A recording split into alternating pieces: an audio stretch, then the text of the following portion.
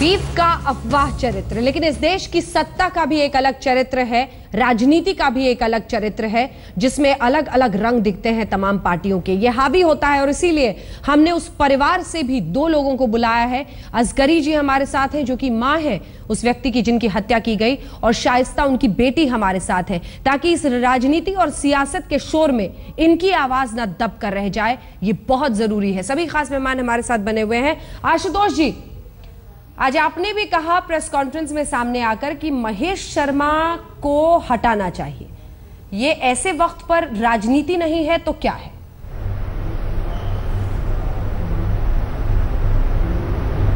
नहीं, देखिए अंजना जी, पहली बात तो हम लोग इस प्रिटेंशंस को भूल जाएं कि हम लोग राजनीति नहीं करते हैं। राजनीति एक अच्छा समाज के लिए की जाती है और राजनीति से समाज को बिगाड़ने के लिए की जाती है। दूसरी बात, मुझे इस बात पर आपत्ति है जब आप ये कहते हैं कि बीज की अफवाह का बीज तंत्र या बीज का अफवाह तंत्र। ये अफवाह बिल्कुल नहीं थी, सोची समझी रणनीति के तहत की गई थी। हमारी टीम वहां गई, उसने जो जानकारियां इकट्ठा की हैं, बाकायदा वहां लड़के गए, उन्होंने पुजारी को डांटा फटकारा, उसके बाद वहां पर ऐलान हुआ, फिर भीड़ वहां पे आती है, उसके पहले व्हाट्सएप पे मैसेजेस भेजे जाते हैं, चित्र भेजे जाते हैं। तो क्या ये अफवाह फैलाएगी? बिल्कुल अफवाह नहीं फैलाएगी, सोची समझी रणनीति के तहत हुई। तीसरी बात, देश की कैबिनेट के अंदर बैठा हुआ मंत्री, जो संस्कृति मंत्री है, अगर वो ये कहता है कि मिसअंडरस्टैंडिंग के आधार पर हुई, पूरा देश जान रहा है, सबको इस घटना के बारे में जानकारी है, वहां की बीजेपी इस घटनाक्रम को जस्टिफाई करने की कोशिश करती है, केंद्रीय कैबिनेट मंत्री जस्टिफाई करने की कोशिश करते हैं, जो लोग अरेस्ट हुए हैं उनको जो है रिहाई की मांग करती है, वहां पे महापंचायत की जिद करती है। ये क्या है? क्या हम लोगों को, मैं बहुत ईमानदारी के साथ कहना चाहता हूं, क्या हम तमाम राजनीतिक दलों के नेताओं को शर्मानी बंद हो गई है क्या? एक परिवार को सिर्फ इसलिए मार दिया गया, इसलिए मार दिया गया क्योंकि उसके ऊपर यह अफवाह फैलाया गया कि वो एक खास तरीके खाना खाना। क्या मेरी हत्या कल इसलिए कर दी जाए क्योंकि मैं ये खाना खाता हूं, दूसरा व्यक्ति को ये खाना पसंद नहीं है? हम किस तरीके के समाज की कल्पना कर रहे हैं? और इसलिए मैंने कहा था, मैं आज भी अपने वक्तव्य पर कायम हूं कि बीजेपी को, अगर प्रधानमंत्री जी को इस बारे में बिल्कुल कोई एहसास है तो महेश शर्मा को अपने पद से मुक्त कर दिया जाना चाहिए। संबित जी, जल्दी से इसका जवाब दीजिए, फिर मैं अन्य मेहमानों के पास, राकेश जी के पास भी जाऊंगी। ये मसला सिर्फ एक परिवार का नहीं है, बिल्कुल एक परिवार का मसला नहीं है। इसका अर्थ समझ रहे हैं आप? सिर्फ इसलिए हत्या कर दी जाए क्योंकि वो खास तरीके से संबित जी, ये जो खाने तक की आवाज, क्या उस बच्ची की आवाज हमारे कानों में गूंज रही या नहीं गूंज रही? जिस बच्ची ने यह कहा है कि कल अगर यह साबित हो जाए कि ये गोश्त, ये बीफ नहीं था, तो क्या मेरे पिताजी को वापस ले आएंगे? क्या हमको समझ में नहीं आता क्या हो रहा है? संबित जी, अब ये जो बीफ बैन से शुरू होता है ना, वो यहां तक पहुंचता है। नहीं, बीफ बैन एक अलग विषय है। देखिए, कोई अगर बीफ खाता है बीफ बैन के बावजूद भी, तो कानून कार्यवाही करेगी। इसका बिल्कुल अर्थ नहीं है कि जघन्य काम जो हुआ है वो उसका अंजाम इस प्रकार से हो। बीफ बैन एक अलग विषय है जिसको सुप्रीम कोर्ट ने अपहोल्ड किया है, तो उस पर कोई डिबेट नहीं हो सकता है। दूसरी बात है, जहां तक कानों में दर्द गूंजने की आवाज है, देखिए मुझे लगता है ये तो जघन्य कांड हुआ है, इसमें कोई दो मत नहीं है, मगर क्या आम आदमी पार्टी के कानों में अविनाश, जो कि 6 साल का एक लड़का था, डेंगू से गुजर गया, उसके माता पिता ने सुसाइड कर लिया, उनकी आवाज गूंजी इनके कानों में?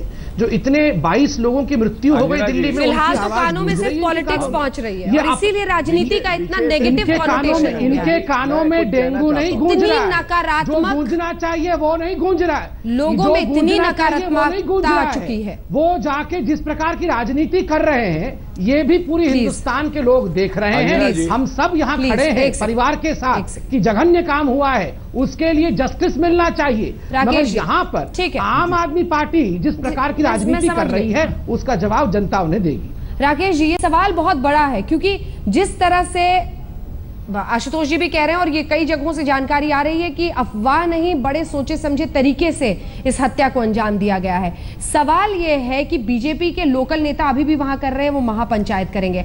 ऐसे मुद्दों को सुलगाना उनका मकसद है, ऐसी हत्याओं को अंजाम देना उनका मकसद है, ताकि धर्म के आधार पर लोगों को बांटा जा सके और अंततः वोट पाया जा सके।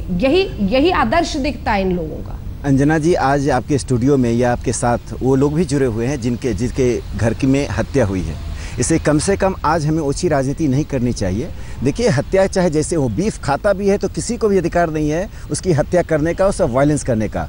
कानून अपना काम करे, किसी ने भी हत्या की है उस पर कार्रवाई होनी चाहिए। और गृह मंत्रालय ने रिपोर्ट मांग ली है। उत्तर प्रदेश की सरकार की विफलता है, लेकिन एक बात मैं आशुतोष जी को बताना चाहता हूँ, मुख्यमंत्री अरविंद केजरीवाल भाषण दे रहे थे, आशुतोष जी थे जो आपके चैनल पर रोए भी थे, और उनके सामने एक किसान आत्महत्या कर रहा था। पूरी आम आदमी पार्टी तमाशा देख रही थी। ये हत्या की राजनीति मत कीजिए। देखिए अखिलेश जी सुन लीजिए, हत्या की राजनीति मत कीजिए कि उसकी हत्या हुई, इसकी हत्या हुई, जस्टिफिकेशन नहीं है। अंजना जी, जो लोग इस हत्या को, अंजना जी, जो लोग इस हत्या को अखिल भारतीय रूप देना चाहते हैं, उन्हें बता देना चाहता हूँ, वे देश की सद्भावना को तोड़ना चाहते हैं। वे राजनीति करना, मुझे शक है कांग्रेस समाजवादी पार्टी। एक अंजना जी, मुझे संदेह यह है कि जल्दी कंक्लूड कीजिए अपनी बात। अंजना जी, मैं कंक्लूड कर रहा हूँ, शांत जल्दी से कंक्लूड करें। अंजना जी, मुझे एक सेकंड अखिलेश जी रुक जाइए, मैं आ रही हूं। मुझे संदेह यह है, कंक्लूड कीजिए। इस सरकार और एक विचारधारा के खिलाफ वातावरण बनाने के लिए कुछ लोग इस तरह का अफवाह उड़ा रहे हैं, इस तरह की घटनाओं को अंजाम दे रहे हैं। मैं उल्टा कर रहा हूँ, आखिर इस घटना से किसे हानि हो रही है? गौरव भाटिया जवाब दीजिए। रिपोर्ट क्यों मांगी? गृह मंत्रालय ने रिपोर्ट क्यों मांगी? गौरव भाटिया जवाब दीजिए। गृह मंत्रालय ने कार्रवाई की है उत्तर प्रदेश सरकार पर, यह सबसे बड़ा सवाल खड़ा हो रहा है। और गौरव भाटिया जी जवाब। और समाजवादी पार्टी किसके साथ है? कांग्रेस के साथ खड़ी है। सुन लीजिए अंजना जी, आपको राकेश जी को कहना पड़ेगा, वो चुप होंगे तो ही कोई दूसरा व्यक्ति बोल पाएगा। राकेश जी ने एक बार भी नहीं निंदा करी उस भाजपा के एक्स एमएलए की नागर, जो ये कहता है कि ये जो हत्या हुई है ये उत्साहित बच्चों ने करी है, उनकी गिरफ्तारी गलत है और महापंचायत करेंगे। इसकी निंदा अगर राकेश सिन्हा जी आज कर देते तो उनका सम्मान मैं भी करता और जनता भी करती। मुझे दूसरी बात, कल आप सुन तो लीजिए विषय पे गौरव जी मैं राकेश जी अपनी पूरी बात कर लूं। एक बात सुन लीजिए जी, मैं अपनी गौरव जी मेरी बात सुन लीजिए। नहीं, आपने कहा कि मेरी सुनना पड़ेगा। देखिए जिस तरह से जो कोई भी हत्या को जस्टिफाई करता है उसकी मैं निंदा करता हूं। मत बोलिए राकेश जी, ये अनुचित बात है। एक लाइन सुन लीजिए। की आवाज को आप कैसे दबा सकते हैं? मैं दूसरी बात कर रहा हूं, किसी भी हत्या को कैसे साबित करने की कोशिश करता है, मैं उसकी निंदा करता हूं। आरएसएस उसकी निंदा करता है। चलिए ठीक है। अगर आप लोग सुनने का भी संयम नहीं रखते तो आप लोग कैसे जवाब देंगे? गौरव जी एक सेकंड सर, आप दोनों से निवेदन, जरा सोचिए। आप लोगों को असगरी जी भी सुन रही हैं, जिनके घर में इस वक्त मातम पसरा हुआ है। असगरी जी, मैं चाहती हूँ कि सीधा आप, अगर गौरव जी, क्योंकि इससे पहले शाइस्ता हमारे साथ जुड़ी हुई थी, उसके बाद आशुतोष जी मैं आपके पास आऊंगी। असगरी जी, अगर आप सीधा कुछ बोलना चाहती हैं इस वक्त गौरव साहब को, तो आप बताएं क्या कुछ हुआ था, सच क्या है इस हादसे का, और आप लोगों की मांग क्या है? क्या हुआ था, कैसे बताएंगे? देखो, इसका हादसे का ये मतलब है कि मतलब वो एकदम चढ़ के आ गए। हमारी कोई लड़ाई नहीं, दुश्मनी नहीं, कोई तू मैं नहीं, कोई झगड़ा नहीं, कुछ नहीं। बेसन गुमान, हमें कोई इस बात की इतला नहीं कि हमें कोई दुश्मनी आ रहा है, कि हमें कोई कुछ करेगा। दरवाजे पर आवाज़ दी उन्होंने खूब, और फिर दरवाज़ा बजाया, खोलो। हमने कहा भाई क्या है बताओ क्या। तो उन्होंने इस बात के ऊपर बदतमीजी गाली बकनी शुरू कर दी। फिर हमें दरवाजे में 2 मिनट लगी खोलने में। हम ये सोच रहे कौन है, कैसे खोलें, क्या करें। तो वो कूद के दीवार, दूसरे दरवाजे को तोड़ कर दूसरे मकान से दीवारों पर कूद के आकर हमें हमला कर दिया। मैं उनकी अखलाक की वालदा बोलने पहले मेरे ऊपर एकदम वो करा, मैं एकदम छुपने लगी। वहाँ ऐसी वो होती जहाँ नल लगा हुआ था, तो वहाँ 4 दफ़े मेरे पास, मेरी आँख नीली पड़ रही, मेरे सर में चोट लग रही, मेरे सीने में चोट लग रही, मेरे सारे बदन में हाथ घुमाया, मेरे काट खाया खबे के अंदर। मैं बहुत परेशान, रोती रोती मैं वहीं 4 दफ़े हमला करा उन लड़कों ने मेरे ऊपर, और ऊपर चढ़ गए छत के ऊपर चढ़ गए। बहू के ऊपर बदतमीजी पेश आने लगे। बहू भग के दरवाजे बढ़ी, दरवाज़ा तोड़ दिया। दूसरे कमरे में बढ़ी तो उस कमरे पर हमला करा, और बहुत सारे आदमी ऊपर थे। छत पे मेरी पोती थी, मेरा पोता था, मेरा बेटा था। वहाँ दरवाज़ा तोड़ दिया, दूसरे दरवाजे को जोर लगा के उसे खोल के इस कदर मारा है कि मैं बयान नहीं कर सकती, मैं सूरत बता नहीं सकती, मैं हाल बता नहीं सकती। जिस तरह से उन्होंने उस बच्चे का हाल करा, ईंटों से पत्थरों से मुझे इस तरह, फिर उसे जरा कैसे खींच के ले गए। हम तो बेहोश पड़े थे, वहाँ मैं मारा था पहले, वो ले गए वहाँ, उसका बेटा फाड़ दिया, उसके सारी खूनों के पन्नाले बहते चले गए। एक लड़का उसका था, वो बहुत मन्नत मांगी, बहुत उसकी बहन रो रही, तो उसको ऐसा मारा है जिसके नाकों में से और खून आँखों में, आँख की पता नहीं उसकी अभी सही है, होगी या ना होगी, उसकी ज़िंदगी कैसे कटेगी, कोई वो नहीं है, अभी वो सही नहीं है। उसका कल ऑपरेशन भी हुआ है। हाँ, हमें बहुत सारा लगा रहे, ये मतलब अस्पताल का खर्चा सब कुछ कर रहे हैं, मगर अब आप ये सोच सकते हैं उसकी माँ बेवा हो गई, बेघर बेपर हो गई, वो कमाने वाला दुनिया से गारत हो गया। अब हम एक दादी है, एक पोती है, एक पोता है, एक माँ है, हम 5 जने 4 जने, तो हमारा जो आप सोचे वो करें कि हमारा साधन कैसे होएगा। वो बच्चा तो बेकार हो गया, अब ये खबर नहीं वो जिंदा रहे या ना रहे, ये तो ऊपर वाले को खबर है। उसकी परवरिश उसकी बेटी के। जी, आपकी तमाम बातें हम लोग सुन रहे हैं, समझ रहे हैं। आपने कहा कि वो अपशब्द बोल रहे थे, अपशब्द छोड़ दीजिए, इसके अलावा जब वो इस तरह से हमला कर रहे थे तो कुछ कह भी रहे थे, क्या बोल रहे थे? हाँ, बस ये भौंक रहे थे, गाली बदतमीजी भौंक रहे थे, गाली बदतमीजी को जो मुँह मार रहा था, बेइज्जती बोलते रहे थे। हमारे पास कोई नहीं था, हमने मोहल्ले वालों को भी आवाज दी, हमारा मिला करते, किसी ने उठ के नहीं देखा, कोई हमारे पास तक नहीं आया, कोई भी हमें मदद नहीं करी। पूरा गली भरी हुई थी, चारों तरफ मकान घेर रखा था उन्होंने। ना मालूम कितने आदमी थे, कितने छत पे चढ़े, कितने कोठे पे चढ़े, कितने नीचे रहे, हम नहीं गिनती कर सकते, बहुत ज्यादा। हमने हमारे साथ ऐसा कभी जिंदगी में सुना ना हुआ था।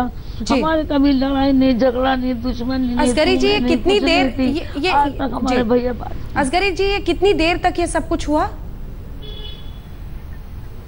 हाँ, ये कितनी देर, मतलब इसमें मैं टाइम नहीं देख सकती, मेरी हालत खराब थी। हाँ, उसमें टाइम लगा, इतनी देर पूरा काम करके वो जब उन्होंने हॉर्न सा सुना, हमारी बेटी की भी मतलब बयान नहीं कर सकते, इतनी बड़े बड़े आदमी बैठे में बेइज्जती में पड़ गए। मेरी पोती की बेटी की मेरी बहुत बुरी तरह से हमने मुश्किल से पग दौड़ के इज्जत बचाई, और हमारी फिर वो हमारे बच्चे को हमें नहीं दिखाया, मरे हुए कुत्ते की तरह से खींच के बाहर रोड पे ले गए, और वहाँ उसकी लाश को बुरी तरह से पटक कर मारा। न जाने उसका क्या रहा, उसकी जब उसे निला के कपना के चले, हमसे सूरत देखी नहीं गई बहन। हमारी हालत खराब है सारे घर की, हम बहुत बुरी हालत में। हमने बाद में भी बुलाया मोहल्ले वाले को, कल तो कोई हमारे पास अब तक नहीं आया, किसी ने हमारी मदद तो किसी ने आके पूछा भी नहीं, ना प्रधान ने, न पूरे गांव ने, न पूरे मोहल्ले ने, किसी ने आज तक हमारे पास आके नहीं पूछा ये क्या हुआ क्या न हुआ। हम 5 जने थे, 2 को मार दिया, हम 3 औरत रह गए थे, हम क्या करते बहन। बिल्कुल, वो पुलिस वालों ने उसकी लाश ली, हम तो घर में थे, मुझे वो ले गए पोस्टमार्टम करवाए, क्या करवाए, एक बच्चे की लाश को बिल्कुल सांस हो रहा, उसे लेके गए, उसकी माँ बहन उसके साथ गई, वहाँ अस्पताल में दाखिल किया। अब क्या पता, बहन मैं अकेली यहाँ रही थी पूरी रात, मुझे मालूम नहीं क्या हुआ क्या नहीं हुआ। एक पूरी दुनिया उजड़ गई, और आज कम से कम नेता मौन है, एक दुनिया जो मौन है वो भी बहुत महत्वपूर्ण है कि आज कम से कम हम सब बोलने की अपनी आदत छोड़कर सुन रहे हैं। ये दर्द, ये आंसू, ये जो कुछ बयां कर रही हैं वो शायद हमारे अंदर पहुंचेगा, तब हम सभी बेहतर बन पाएंगे। जितने भी राजनीतिज्ञ हैं, संवेदनशीलता अगर बची हो तो हर शख्स को अपनी जगह पर खड़ा हो जाना चाहिए, सोचना चाहिए कि हम क्या ऐसा गलत और बुरा कर रहे हैं जिसकी वजह से ऐसे हालात देश में पैदा हो रहे हैं। गौरव भाटिया जी, जो पुजारी है उस मंदिर का, वो ये जानकारी दे रहा है, आरोप लगा रहा है, जो भी कह लीजिए, उसका दावा है कि जबरन उससे मंदिर में अनाउंसमेंट करवाया गया कि इनके घर पर गौमांस रखा हुआ है और ये लोग खा रहे हैं। नफरत जानबूझकर फैलाई गई, जिसके बाद एक बहुत बड़ी भीड़ ऐसे उन्मादियों की इनके घर गई, वो हत्यारे बन गए, इन सब पर हमला किया, हत्या की। आपकी पुलिस, आपका प्रशासन अनजान रहा।